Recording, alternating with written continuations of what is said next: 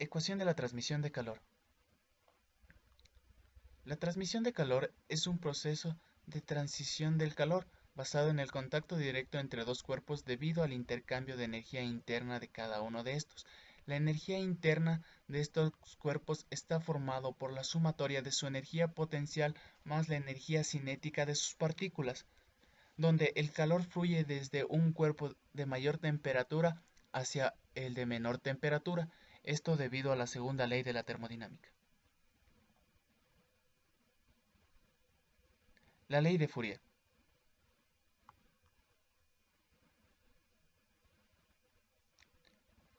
La energía térmica que atraviesa un sólido isótropo en la unidad de tiempo es directamente proporcional al coeficiente de conductividad térmica del material, a la superficie perpendicular al flujo térmico y a la variación en la temperatura en la dirección del dicho flujo.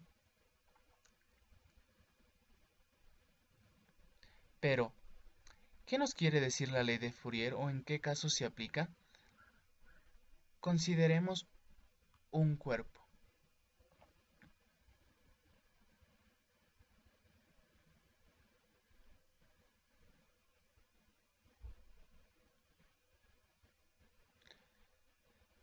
En donde el flujo va desde la parte más caliente hasta la parte más fría.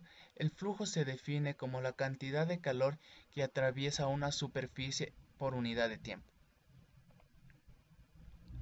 Al descomponer nuestro vector flujo en las direcciones normal y tangencial, podemos observar que la dirección tangencial no aporta al flujo total, puesto que no atraviesa la superficie. Entonces, el flujo que atraviesa un pequeño diferencial de superficie puede estar definida de la siguiente forma.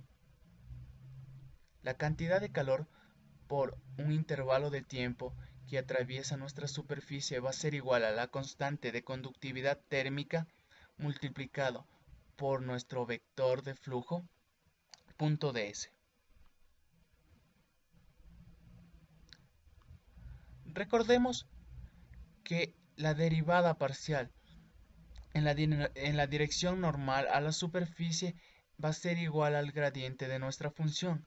Reemplazando obtendremos lo siguiente. Integrando en toda la superficie podemos encontrar el calor que atraviesa dicha superficie. Esta, esta cantidad de calor es negativa, puesto que estamos calculando la cantidad que aporta a la parte más caliente, más no la que recibe. Por eso esta integral es negativa.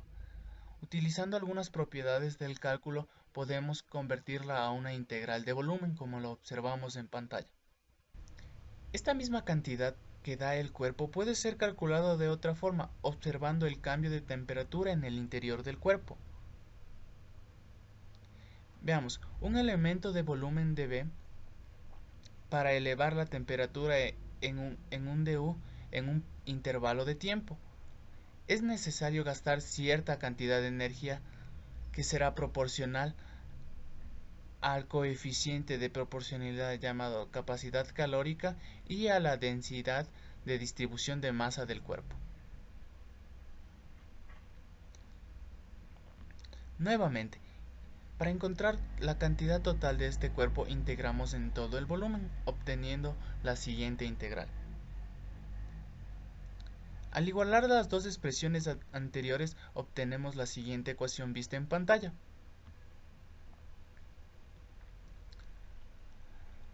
Pasando a sumar el lado derecho obtenemos la siguiente ecuación.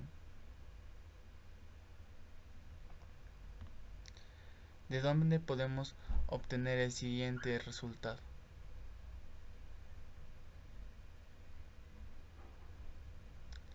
Considerando un cuerpo homogéneo, tenemos que todo esto puede ser expresado como una constante, en este caso alfa cuadrado, quedándonos la ecuación de transmisión de calor de la siguiente forma.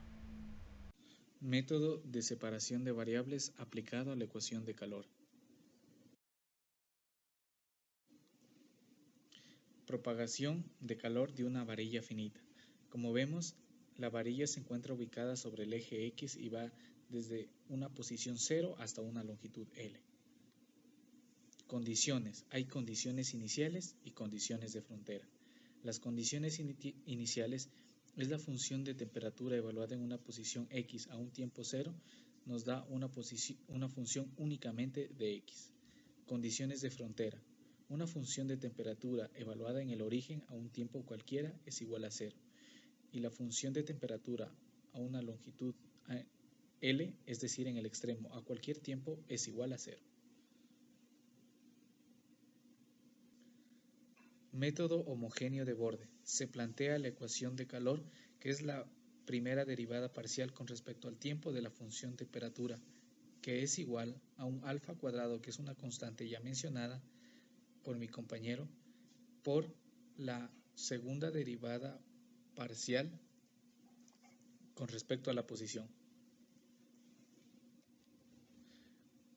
Vamos a aplicar el método de separación de variables, pero para esto hay que tomar en cuenta que la ecuación de calor tiene que ser diferente de 0, es decir, encontrar una solución trivial, una solución no trivial, a la vez que cumpla las condiciones tanto iniciales como de frontera ya mencionadas, y que a la vez esta función de temperatura sea producto entre una función únicamente de la posición por una función únicamente del tiempo.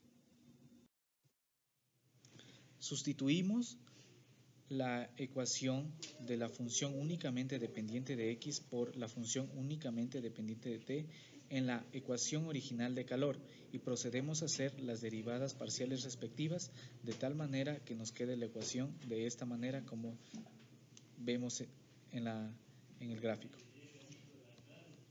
E igualamos a una constante. Debido a lo cual se obtiene la ecuación número 2 y la ecuación número 3, cada una igualando separadamente con la constante.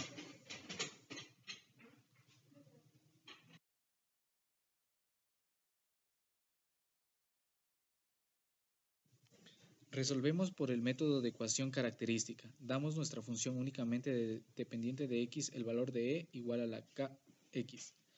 Al reemplazarlo en nuestra ecuación 2 tenemos como se muestra, pero luego desarrollamos y nos queda k cuadrado más gamma igual a 0 debido a que nuestra función e a la k sub x tiene que ser diferente de 0.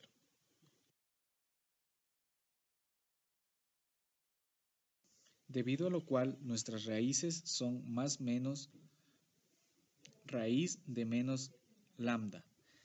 Debido a lo cual, para que nuestra solución no sea trivial, utilizamos que lambda es igual a alfa cuadrado, de tal manera que nuestras raíces nos quedan más menos y alfa.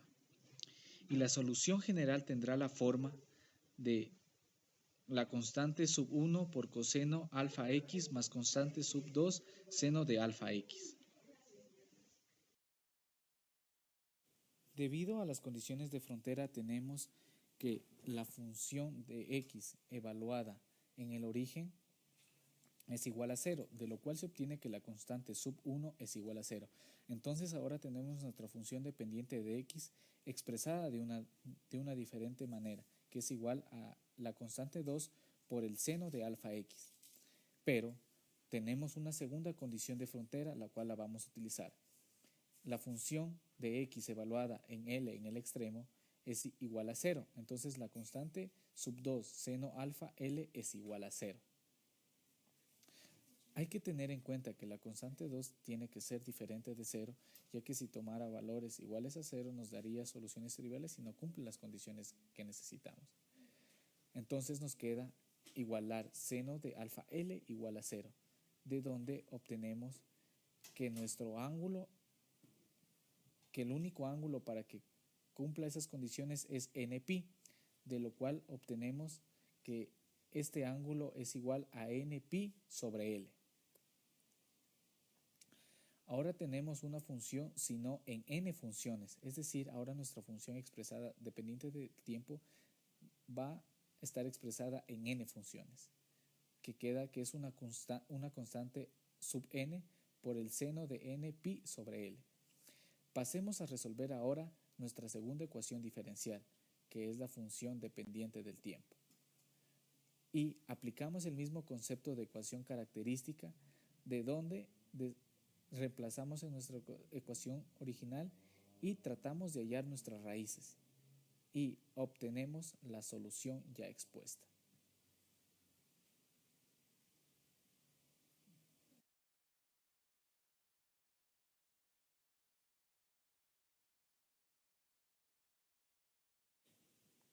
Debido a las condiciones de frontera tenemos,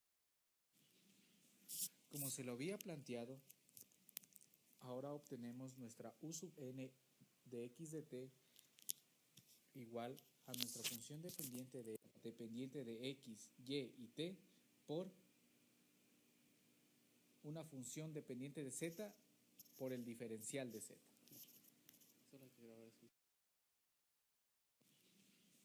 Como se lo había planteado, ahora obtenemos nuestra u sub n de x de t igual a nuestra función dependiente de x por nuestra función dependiente de t, lo cual nos da la forma como se muestra en pantalla. Pero como vemos, obtenimos una solución particular. Para hallar una solución general, lo que aplicamos es sumar todos estos términos y así obtenemos nuestra solución general.